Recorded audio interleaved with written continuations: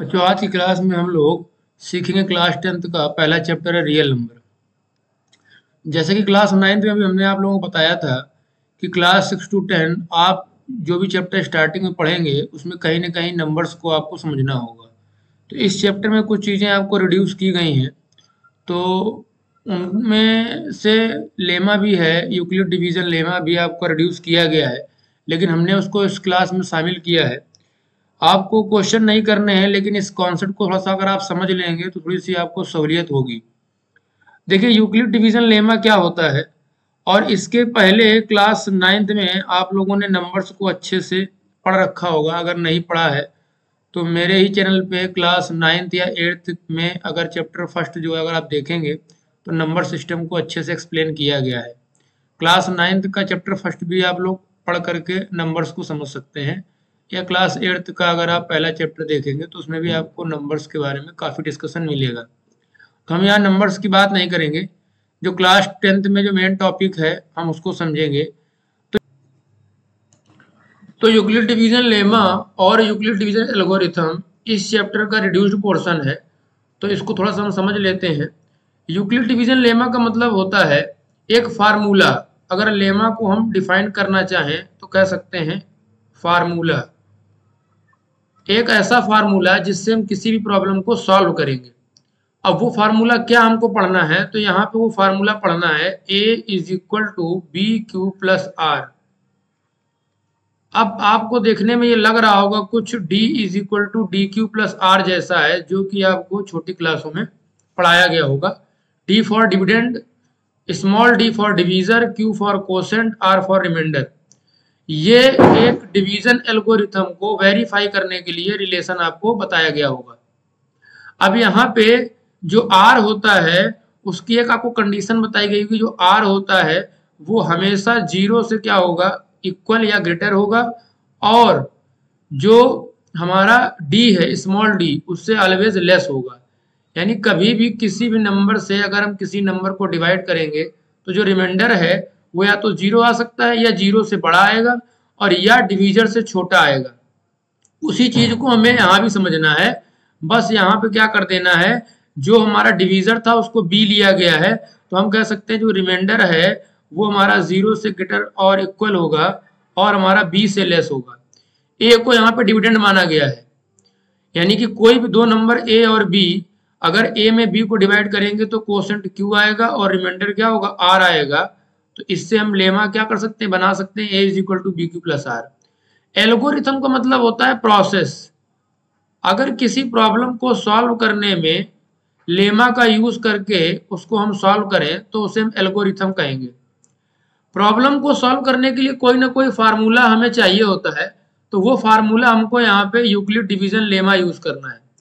अच्छा, ये दोनों जो मेथड हैं यूक्लिड डिवीजन लेमा और यूक्लिड डिवीजन एल्गोरिथम की हेल्प से हम क्या फाइंड करेंगे, तो वो हम एचसीएफ फाइंड करेंगे, जो कि हमारा ये पुराना सिलेबस था, जो कि अब हमको एग्जाम में नहीं पढ़ना है। तो अब जो हमको एचसीएफ फाइंड करना है वो यूक्लिड डिवीजन लेमा का यूज करके नहीं फाइंड करना है। इसके बाद हमारा नेक्स्ट टॉपिक है fundamental theorem of arithmetic. Fundamental theorem of arithmetic क्या कहती है, every composite number can be expressed as a product of prime. हमने आपको बताया था कंपोजिट नंबर क्या होते हैं।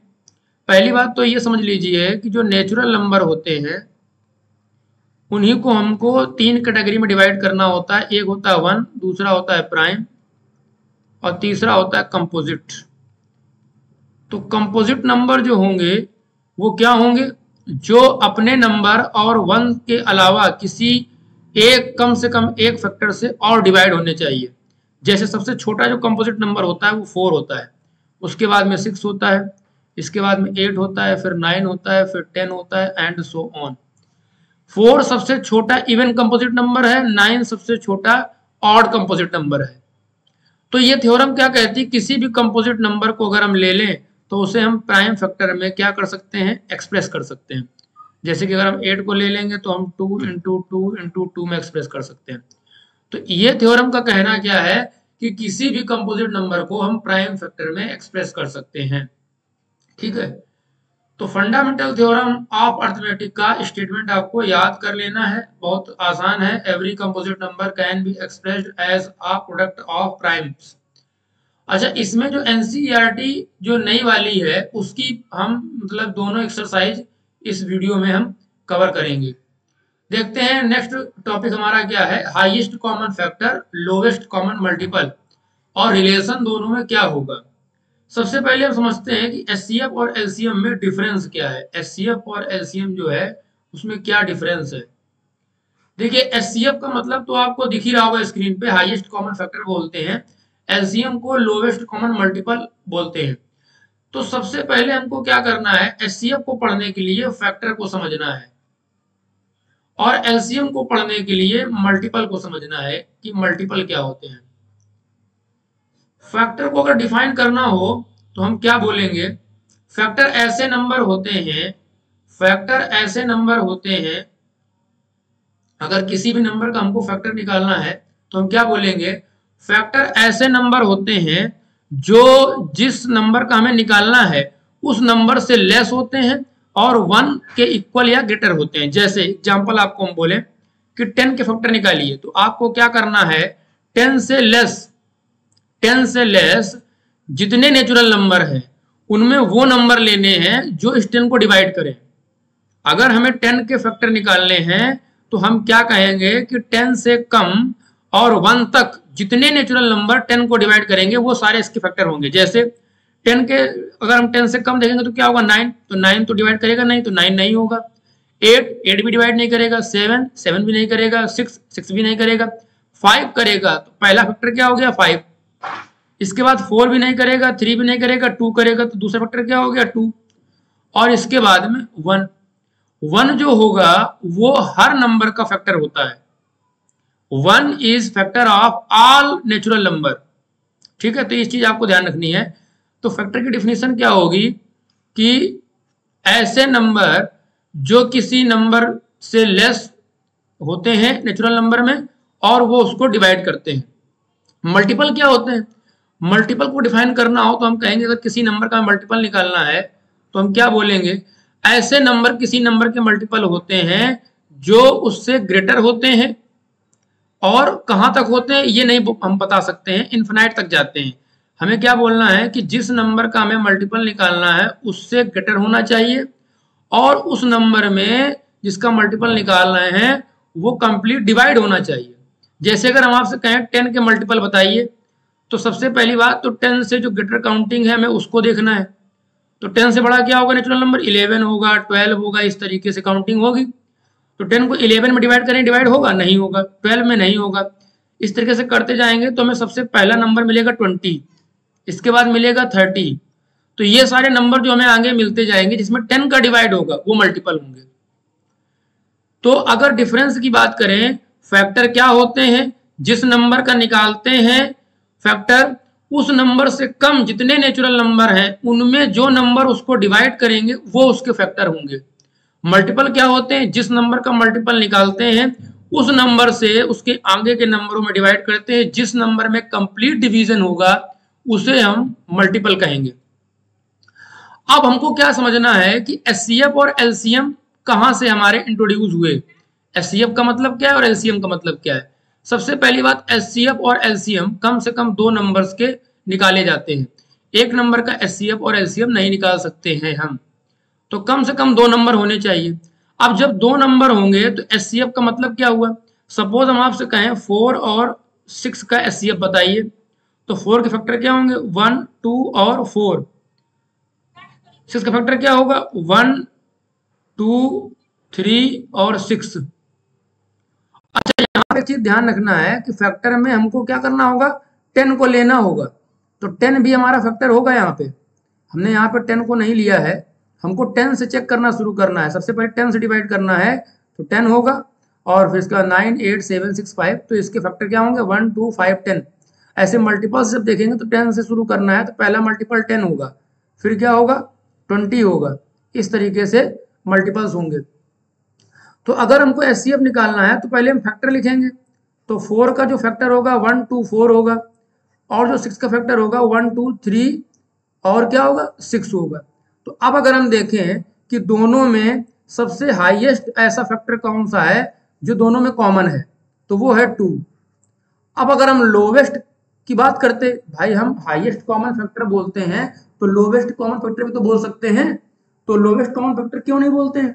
अगर हम लोवेस्ट कॉमन फैक्टर बोलते तो लोवेस्ट कॉमन फैक्टर किसी भी नंबर के लिए 1 हो जाता, जो कि एक सब्जेक्टिव क्वांटिटी ना होती, मतलब जो हर नंबर की फिक्स हो जाती। अगर हम आपसे कहते 4 6 का लोवेस्ट कॉमन फैक्टर क्या होगा, तो आप कहेंगे 1। हम कहते 4 और 10 का क्या होगा, तो भी तो 1 होगा, क्योंकि 1 तो सभी का लीस्ट प्राइम फैक्टर है, सॉरी प्राइम तो होता ही नहीं 1। तो हमें यहाँ क्या करना है कि हमको लोवेस्ट कॉमन फैक्टर यहाँ पे नहीं निकाला जा सकता है, इसीलिए हाईएस्ट कॉमन फैक्टर हम निकालते हैं। आपको एक बार और समझ लेना है कि लोवेस्ट कॉमन फैक्टर हम क्यों नहीं निकाल सकते हैं, तो आप बोलेंगे कि लोवेस्ट कॉमन फैक्टर किसी भी पेयर का कांस्टेंट होगा, 1 होगा, वो वेरी ही नहीं करेगा, इसलिए हम उसको डिफाइन नहीं कर सकते हैं। हाईएस्ट कॉमन फैक्टर जो होगा वो हर पेयर का अलग अलग होगा, वेरी करेगा, तो वो डिफाइन होगा। अगर हम मल्टीपल की बात करें तो मल्टीपल में लीस्ट वर्ड क्यों यूज किया गया, हाईएस्ट क्यों नहीं यूज किया गया? क्योंकि हाईएस्ट मल्टीपल जो होगा वो डिफाइन नहीं होगा, क्योंकि इनफाइनाइट तक नंबर जाएंगे। मल्टीपल किसी भी नंबर के फाइनाइट नहीं होते, इनफाइनाइट होते हैं। अगर कोई आपसे पूछता है कि मल्टीपल्स जो होते हैं इनफाइनाइट होते हैं किसी भी नंबर के, और फैक्टर जो होते हैं वो फाइनाइट होते हैं। किसी भी नंबर के अगर आपको फैक्टर निकालने होंगे तो आप उन्हें गिन सकते हैं, पर मल्टीपल आप नहीं गिन सकते, इनफाइनाइट होते हैं। तो अगर आपसे हाईएस्ट कॉमन मल्टीपल बोलता तो वो डिफाइन ही नहीं होगा, 2 नंबर के मल्टीपल आप निकालेंगे कभी खत्म ही नहीं होंगे, तो उसके लिए हमको लीस्ट कॉमन मल्टीपल कहा जाता है। जैसे अगर हम कह देते कि 4 और 6 के बताइए लीस्ट कॉमन मल्टीपल क्या होंगे, तो 4 का होता है 4, 8, 12, 6 का होता है 6, 12, 18, तो कॉमन मल्टीपल सबसे पहला क्या मिल गया, 12 मिल गया, लीस्ट कॉमन मल्टीपल। तो इसलिए हमको एचसीएफ और एलसीएम, हाईएस्ट कॉमन फैक्टर और लोवेस्ट कॉमन मल्टीपल पढ़ने हैं। तो अब इनको निकालने के लिए आपको 3 मेथड पढ़ने हैं। अगर किसी भी नंबर का हमको क्या करना है, एचसीएफ निकालना है, एलसीएम निकालना है, तो उसके लिए हमको 3 मेथड पढ़ने हैं। कौन कौन से हैं समझते हैं। सबसे पहला जो मेथड आपने पढ़ रखा है वो है प्राइम फैक्टराइजेशन मेथड, दूसरा क्या है डिवीजन मेथड, और तीसरा क्या था यूक्लिड डिवीजन लेमा मेथड। ये 3 तरीके से हमको क्या करना है, एचसीएफ फाइंड करना है। अब क्योंकि Euclid division lemma method reduce हो गया है तो आपको इन दोनों मेथड से एचसीएफ फाइंड करना है, ठीक है, और इन्हीं दोनों मेथड से एलसीएम भी निकालना है। हालांकि यूक्लिड डिवीजन लेमा मेथड से एलसीएम को हम फाइंड नहीं कर सकते हैं, तो इसलिए अब इन्हीं दोनों मेथड से आपको एचसीएफ और एलसीएम फाइंड करना है। इसके बाद में क्या दिया गया, relation between HCF and LCM. तो रिलेशन आपको जो पढ़ना है, जो 2 नंबर होते हैं उनका एचसीएफ और एलसीएम का रिलेशन क्या होता है, दोनों नंबर का product is equal to HCF into LCM. ये आपको फार्मूला याद रखना है। अगर आपसे पूछेगा कि रिलेशन क्या होता है एचसीएफ एलसीएम का, तो आप कहेंगे दोनों नंबर का प्रोडक्ट वो इक्वल होता है एचसीएफ और एलसीएम के प्रोडक्ट के। इसके बाद आपको एक रिमार्क में याद रखना है कि कभी भी किन्हीं 2 नंबरों के एचसीएफ एलसीएम अगर निकाले जाएं तो एलसीएम में अगर एचसीएफ को डिवाइड किया जाए तो हमेशा रिमाइंडर जो आएगा वो 0 आना चाहिए। इस केस में रिमाइंडर क्या होगा, 0, यानी एलसीएम को एचसीएफ कंप्लीट डिवाइड करना चाहिए। एक क्वेश्चन पूछ लेता है एग्जाम में कि 2 नंबर के एचसीएफ और एलसीएम दे देगा और कहते बताइए क्या ये पॉसिबल है। कह देगा कि नहीं 2 नंबरों का एचसीएफ ये दिया गया है, सपोज हम कह दें कि एचसीएफ दिया गया है 12 और एलसीएम दिया गया 48, किन्हीं 2 नंबरों का एलसीएम 48 दिया गया और एचसीएफ कह देगा 12, ठीक है, बताइए पॉसिबल है। तो आप तुरंत 48 में 12 को डिवाइड करिएगा, अगर रिमाइंडर हमारा 0 आ जाता है तो हम कह सकते हैं कि हमारा ये कंप्लीट डिवाइड हो रहा है, इसका मतलब ये किन्हीं 2 नंबरों के एचसीएफ और एलसीएम होंगे। तो ये आपको समझ में आ गया होगा। अच्छा, एक फार्मूला और भी होता है जो हम आपको लास्ट में इंट्रोड्यूस कराएंगे। अगर कोई 3 नंबर दिए गए हैं तो उसका रिलेशन क्या होगा एचसीएफ और एलसीएम का, 3 नंबर्स का एचसीएफ और एलसीएम का रिलेशन क्या होगा, तो उसको हम आगे इंट्रोड्यूस कराएंगे। अभी हम बढ़ते हैं नेक्स्ट स्लाइड पे, और इसमें हमको एक्सरसाइज 1.1 सॉल्व करना है। देखते हैं, सबसे पहले क्वेश्चन दिया गया है, कह रहा है express each number as a product of its prime factor. तो हमें क्या करना है, 140 को प्राइम फैक्टर में इसे कन्वर्ट करना है। तो इसके दो मेथड, एक होता है ट्री मेथड, यहाँ पे हम 2 से डिवाइड करेंगे तो 70 हो जाएगा, फिर 2 से करेंगे 35 आएगा, फिर यहाँ से 5 से करेंगे तो क्या होगा 7, 7 से डिवाइड करेंगे तो क्या हो जाएगा 1। तो इसके जो प्राइम फैक्टर होंगे वो क्या हो जाएंगे, इधर जो हमारे दिए गए हैं लेफ्ट हैंड साइड पे वो सारे क्या होंगे prime factor, 2 into 2 into 5 into क्या होगा 7। इसी तरीके से 156 को भी हम कर सकते हैं सॉल्व। 156 करेंगे तो क्या हो जाएगा, अगर हम 156 करेंगे फैक्टर तो क्या हो जाएगा, 2 से करेंगे 2 से 1 जा 14, 2 8 जा 16, फिर 2 से करेंगे तो 2 3 जा 6, 2 9 जा 18, 3 से करेंगे तो क्या होगा 3 1 जा 3 और 3 3 जा, और 13 से क्या हो जाएगा 1 हो जाएगा। इसके जो फैक्टर होंगे वो क्या होंगे, 2 into 2 into 3 into 13, 2 into 2 into 3 into 13, ये सारे इसके फैक्टर हो जाएंगे। तो इस तरीके से हम थर्ड पार्ट भी कर लेंगे। थर्ड पार्ट में दिया गया है 3825, थर्ड पार्ट में दिया गया है 3825। इसके अगर हम फैक्टर करेंगे तो ये 2 से डिवाइड होगा ही नहीं।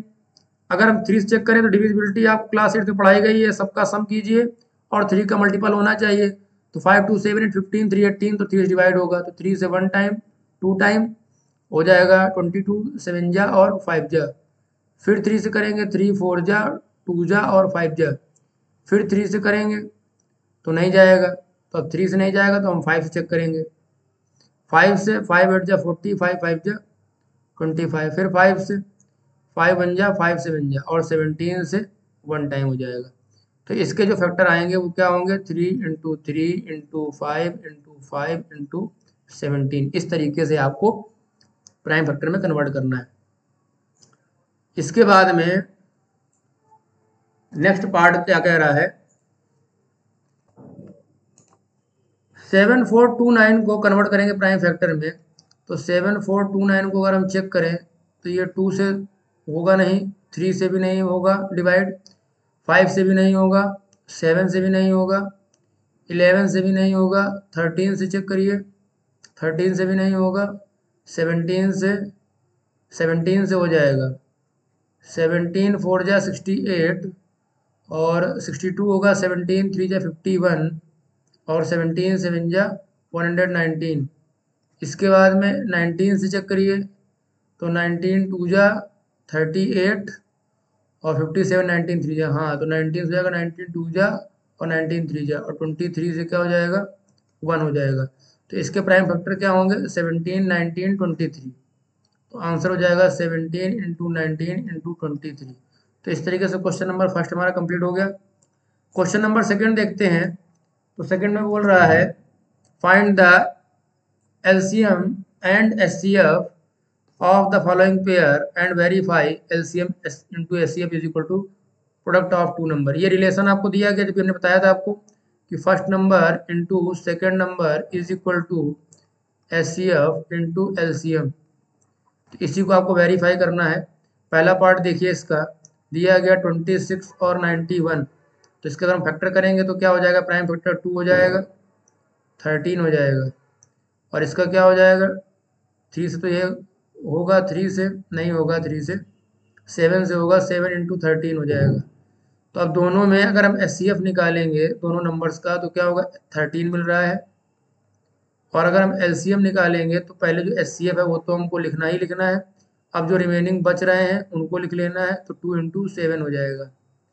अब हमको वेरीफाई करना है, तो वेरीफाई कैसे करेंगे, फर्स्ट इंटू सेकेंड 26 इंटू 19 करेंगे, सॉरी 91 होगा यहाँ पे, 26 into 91 is equal to SCF क्या आया 13 इंटू एलसीएम क्या है 13 इंटू 2 इंटू 7।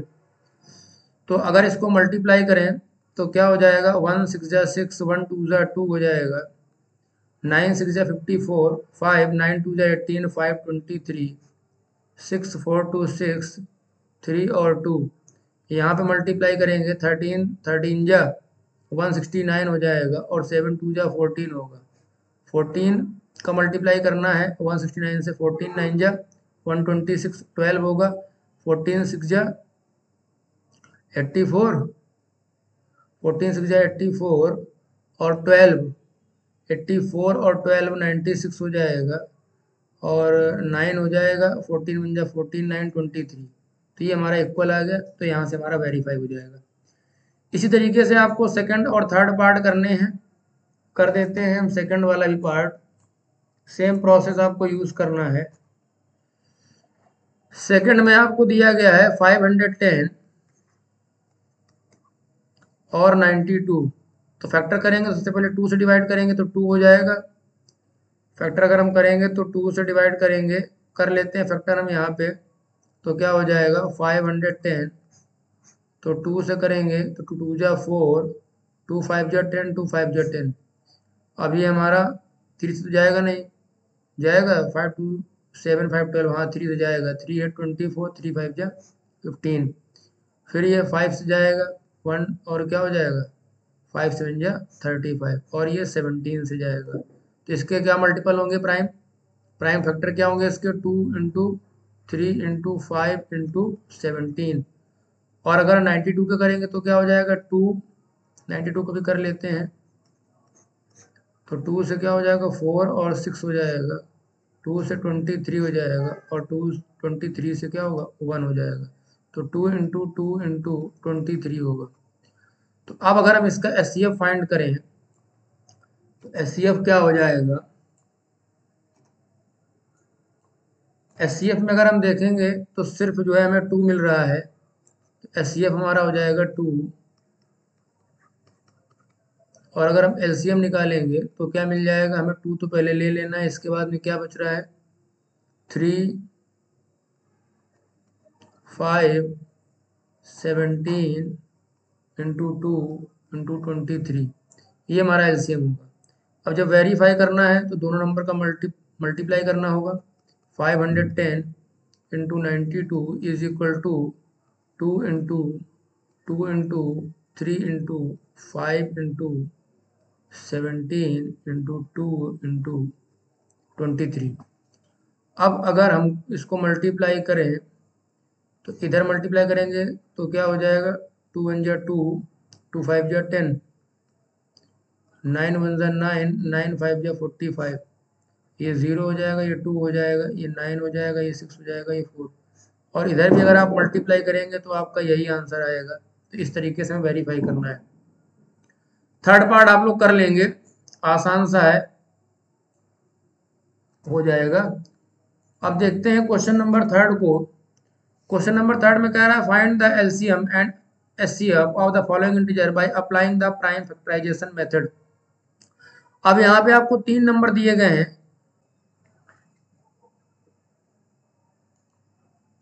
3 नंबरों के लिए हम ये नहीं बोल सकते हैं कि first into second into third is equal to HCF of 3 number into LCM of 3 number. ये फार्मूला यहाँ पे यूज नहीं कर सकते हैं, आपको ध्यान रखना है। तो क्या करेंगे इस केस में, एक फार्मूला आपको याद करना है, एचसीएफ ऑफ 3 नंबर या PQR या ABC कुछ भी आप ले लीजिए, 3 नंबर of ABC is equal to A into B into C into HCF. अगर निकालना है तो हमको यहाँ पे एलसीएम लेना होगा, LCM of ABC upon LCM of AB into LCM of BC into LCM of CA। ये फार्मूला आपको यूज करना है। अब अगर यहाँ पे एचसीएफ की जगह पे एलसीएम हो जाएगा आप एचसीएफ की जगह पे एलसीएम को रिप्लेस करके दूसरा फार्मूला बना सकते हैं इसी फार्मूले में। इसी फार्मूले में जहाँ पे एचसीएफ दिया गया है वहाँ पे आप एलसीएम कर देंगे, तो जहाँ पे एलसीएम है वहाँ पे आपको एचसीएफ करना होगा। ये 3 नंबर का एचसीएफ और एलसीएम का रिलेशन होता है। इस तरीके से आपको याद रखना है। अब इस क्वेश्चन में अभी रिलेशन को हमें वेरीफाई नहीं करना है, हमें सिर्फ एचसीएफ और एलसीएम फाइंड करने हैं। तो कैसे करेंगे देखते हैं।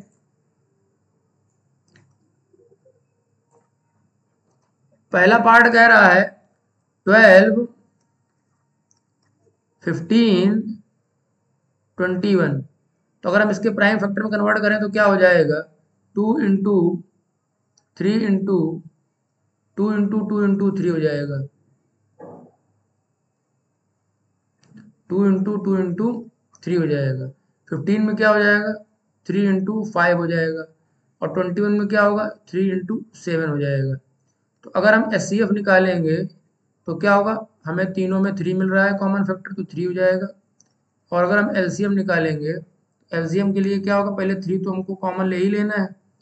इसके बाद में 2 बार 2 मिल रहा है तो ये हमारा 4 हो जाएगा। एक बार 5 मिल रहा है और एक बार 7 मिल रहा है। तो 12 इंटू क्या हो जाएगा, 35। तो 12 5 जा 60 और 12 3 36, तो 420। ये इसका क्या हो जाएगा, एलसीएम हो जाएगा। इसी तरीके से हम क्या करेंगे, सेकंड पार्ट को कर लेंगे। सेकंड पार्ट में बोल रहा है, क्वेश्चन नंबर 3 का सेकंड पार्ट है 17, 23 और 29।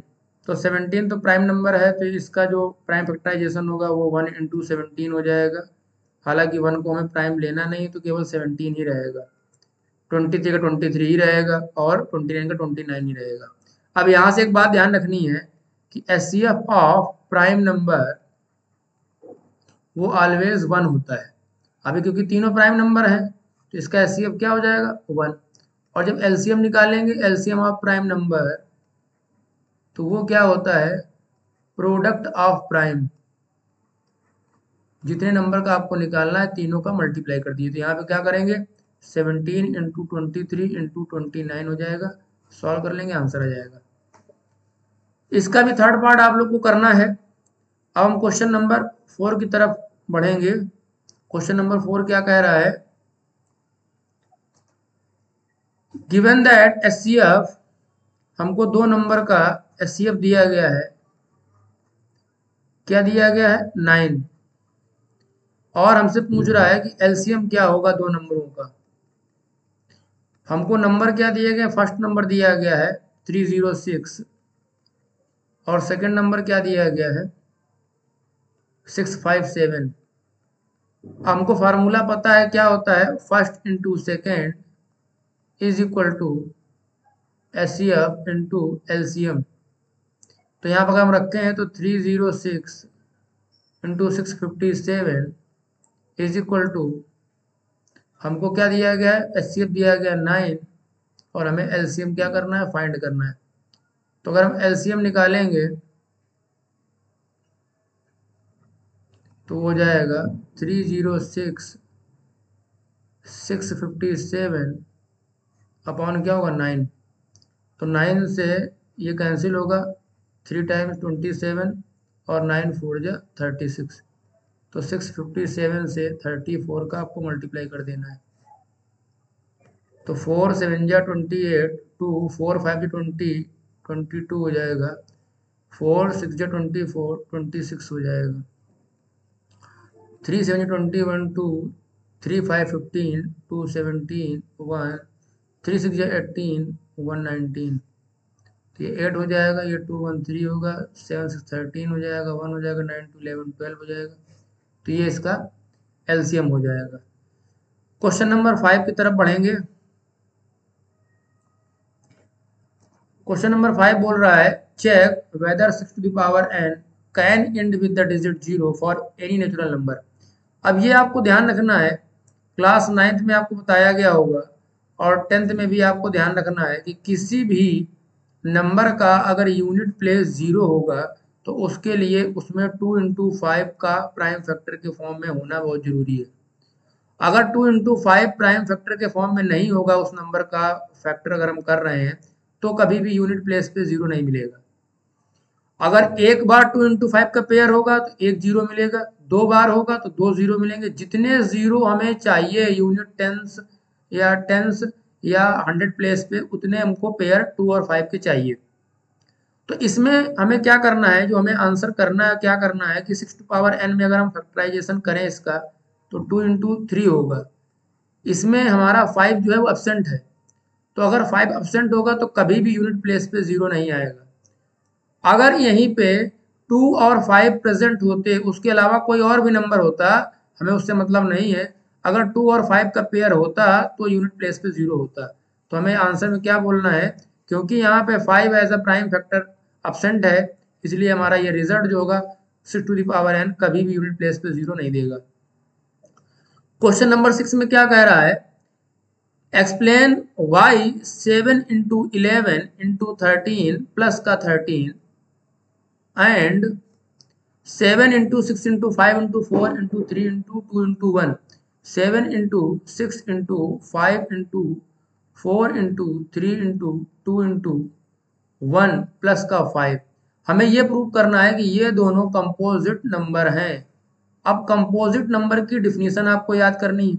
तो हमने क्या कहा था, कंपोजिट नंबर में कम से कम उस नंबर से और 1 के अलावा कोई एक तीसरा फैक्टर अगर हमें मिल जाता है तो हम उसे कंपोजिट कह सकते हैं।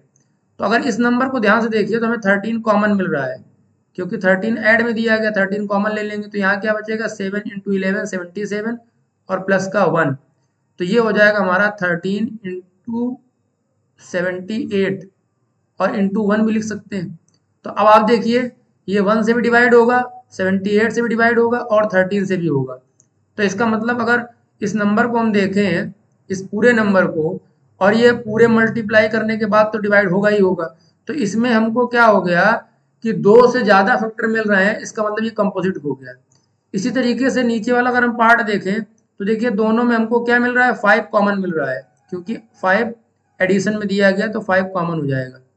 अंदर अगर मल्टीप्लाई करेंगे तो क्या बचेगा, 7 6 जा 42, 42 इंटू 4 3 जा 12 और 12 2 जा 24, ये इंटू में 1 लिखा हुआ है यहाँ पे, तो यहाँ हो जाएगा 24 और प्लस का क्या आएगा 1। इसको अगर हम सिंप्लीफाई करें तो 5 इंटू 24 2 जा क्या होगा 48, 4 हो जाएगा और 24 4 जा 96, तो ये आएगा 100, तो 1008 और इंटू क्या कर सकते हैं, प्लस का 1 है, यहाँ पे हम प्लस का 1 ले लेंगे। अब इसको हम सॉल्व करेंगे तो 5 इंटू 1009 आ जाएगा और इंटू 1, तो यहाँ भी देखिए 2 से ज़्यादा फैक्टर मिल रहे हैं हमको, तो ये क्या हो जाएगा, हमारा कंपोजिट नंबर हो जाएगा। कंपोजिट नंबर होने के लिए 2 से ज़्यादा फैक्टर हों, कौन से दो, 1 और उसके साथ 1 और वो नंबर खुद, उसके अलावा कोई एक फैक्टर और होना चाहिए। तो इस तरीके से हमारा क्वेश्चन नंबर 6 हो जाएगा। अब हम क्वेश्चन नंबर 7 देखते हैं। क्वेश्चन नंबर 7 क्या कह रहा है, There is a circular path around the sport field. Sonia takes 18 minutes to drive one round of the field, while Ravi takes 12 minutes for the same. Suppose they both start at the same point and at the same time and go in the same direction. After how many minutes will they meet again at the starting point? ये आपको ध्यान रखना है, जब भी ये word आ जाएगा will they meet, will they meet, कई तरीके से क्वेश्चन आपसे पूछेगा। हो सकता है कि आपसे कह दे कि जो ट्रैफिक लाइट्स हैं वो इतनी इतनी सेकंड के बाद में जलती हैं, एक साथ कब जलेंगी, एक साथ कब मिलेंगे, तो वहाँ पे आपको एलसीएम फाइंड करना है, लीस्ट कॉमन मल्टीपल। अब यहाँ पे क्या कह रहा है कि एक सर्कुलर पाथ में सोनिया और रवि दो जो है राउंड लगा रहे हैं, तो सोनिया को 18 मिनट लगते हैं और रवि को 12 मिनट लगते हैं, और दोनों एक साथ, कह रहा suppose they both start at the same point, same point से और सेम टाइम पे स्टार्ट करते हैं और एक ही डायरेक्शन में अगर चल रहे हैं तो कितनी देर बाद वो मिलेंगे। तो इसका आप लोग एलसीएम निकाल दीजिए। एलसीएम निकालने के लिए क्या करना होगा, सबसे पहले इनके फैक्टर करने होंगे, तो 2 इंटू 3 इंटू 3 होगा 18 का फैक्टर, और 12 का 2 इंटू 2 इंटू 3 होगा। तो अब एलसीएम क्या होता है, एलसीएम निकालेंगे तो जो कॉमन मिल रहा है पहले वो लिख लीजिए, एक बार 2 मिल रहा है और एक बार 3 मिल रहा है। अब जो बच रहा है उसको ले लीजिए, तो यहाँ 3 बच रहा है और यहाँ 2 बच रहा है, तो क्या हो जाएगा 2 3 जा 6, 3 जा 18, 2 जा 36। तो 36 मिनट के बाद में वो लोग आपस में मिलेंगे। तो ये आपकी एक्सरसाइज कंप्लीट हो गई। देखते हैं नेक्स्ट एक्सरसाइज। इस एक्सरसाइज में हमको इरेशनल नंबर को डेरिवेट करना सीखना है। कैसे हम डेरिवेट करेंगे कि इरेशनल ये नंबर हमारा है, जैसे पहला क्वेश्चन दिया गया √5 इरेशनल। इरेशनल के बारे में आपको पता ही होगा, क्लास 9 में पढ़ा होगा आपने। इरेशनल नंबर क्या होते हैं? तो non terminating and non repeating numbers को हम इरेशनल बोलेंगे। दूसरा, स्क्वायर रूट जो प्राइम का होता है वो भी इरेशनल होता है। अननोन क्वांटिटी को भी इरेशनल कहते हैं। कई सारी डिफिनेशन हमने पढ़ रखी होंगी। तो अब हमको क्या करना है, इसको इरेशनल डेरिवेट करना है। तो इसके दो मेथड हैं। सबसे पहला हम आपको बताते हैं मेथड जो आपकी बुक में दिया गया है एनसीईआरटी में, कि हमें क्या करना होगा, √5 को लेट कर लेना है रेशनल। अब अगर रेशनल होगा तो वो a/b के फॉर्म में होगा, और a और b में b का जो वैल्यू होगी वो नॉट इक्वल टू 0 होगी, और a और b दोनों कोप्राइम होंगे, यानी उनका HCF 1 होगा। अब यहां से अगर हम क्या करें कि हम दोनों तरफ स्क्वायर कर दें, तो क्या हो जाएगा 5 = a²/b²। और इसको अगर हम लिखना चाहें तो कैसे लिख सकते हैं कि b² = a² 5। अब a² 5 का मतलब क्या है कि a² को 5 डिवाइड कर रहा है। अब क्योंकि a हमारा प्राइम नंबर होगा या a और b को प्राइम है, तो अगर a² को 5 डिवाइड कर रहा है तो इसका मतलब है कि a को भी 5 डिवाइड करेगा। अच्छा, a के बारे में अगर हमें नहीं भी पता है तो हमें ये तो पता है कि 5 प्राइम है, और किसी भी नंबर के स्क्वायर को अगर कोई प्राइम नंबर डिवाइड करता है तो उस नंबर को भी, अगर हम कहें कि a² को 5 डिवाइड कर रहा है तो a को भी 5 डिवाइड करेगा। तो यहां से क्या हो गया, हम ये कह सकते हैं कि 5 is factor of a, factor of a। ये हमारी इक्वेशन फर्स्ट हो गई।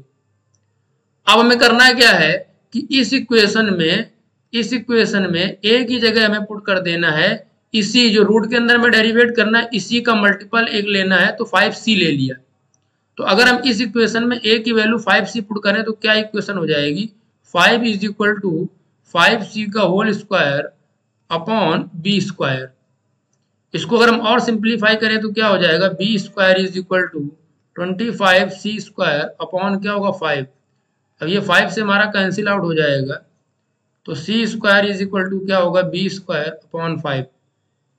तो यहां से हम क्या बोल सकते हैं कि b² को अगर 5 डिवाइड कर रहा है तो b को भी 5 डिवाइड करेगा। तो इसका मतलब क्या हो गया, 5 is the factor of, sorry यहाँ पे हम इतना ही लिखें, 5 is factor of b। Equation क्या होगी, सेकंड। अब अगर हम फर्स्ट और सेकंड को देखें, फर्स्ट एंड सेकंड से देखें अगर हम, तो हम ये कह सकते हैं कि 5 is HCF of a and b, क्योंकि 5 a का भी फैक्टर है और b का भी फैक्टर है, तो ये कॉमन फैक्टर हो गया। अब अगर ये कॉमन फैक्टर हो गया तो हमने पढ़ रखा है कि नॉट इक्वल टू 1 है, 5 1 होना चाहिए। तो इसका मतलब क्या हो जाएगा, a/b इज नॉट रेशनल। अब अगर रेशनल नहीं है दैट इज इरेशनल। तो इस तरीके से ये हमारा इरेशनल डेरिवेट हो जाएगा। तो एक तो मेथड, देखते हैं सेकंड क्वेश्चन। इसमें हमको प्रूव करना है 3 + 2√5 को इरेशनल। तो इस क्वेश्चन में हमें क्या करना होगा, सबसे पहले √5 को इरेशनल प्रूव करना होगा। तो जैसे हमने अभी किया है वैसे ही इसको करेंगे। फिर से एक बार देख लेते हैं कि हम लेट कर लेंगे कि रेशनल है √5 तो a/b के फॉर्म में होगा। जब तक स्क्वायर करेंगे तो 5 = क्या हो जाएगा, a²/b²। यहाँ से अगर हम b² निकालेंगे तो क्या होगा, a²/5। हम यहाँ से लिख सकते हैं कि अगर a² को 5 डिवाइड कर रहा है तो इसका मतलब है कि a को भी 5 डिवाइड करेगा। मतलब 5 is factor of a। Equation first let कर लेंगे। नेक्स्ट क्या करेंगे, हम यहाँ पे a की जगह पे पुट कर देंगे 5 का कोई मल्टीपल 5c, तो b स्क्वायर की वैल्यू क्या हो जाएगी 5c का होल स्क्वायर अपॉन 5। तो यहाँ से इसको सिंप्लीफाई करेंगे तो क्या हो जाएगा b square is equal to 25c square upon 5, और सिंप्लीफाई करेंगे यहाँ से तो c स्क्वायर की वैल्यू क्या हो जाएगी b स्क्वायर अपॉन 5। अब यहाँ से b स्क्वायर को अगर 5 डिवाइड कर रहा है तो b को भी क्या होगा 5 डिवाइड करेगा। इसका मतलब क्या हो जाएगा 5 इज फैक्टर ऑफ b।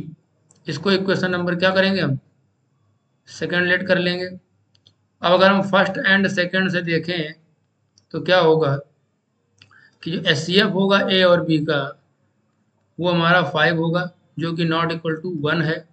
तो यहाँ से क्या होगा hence A upon B is not rational.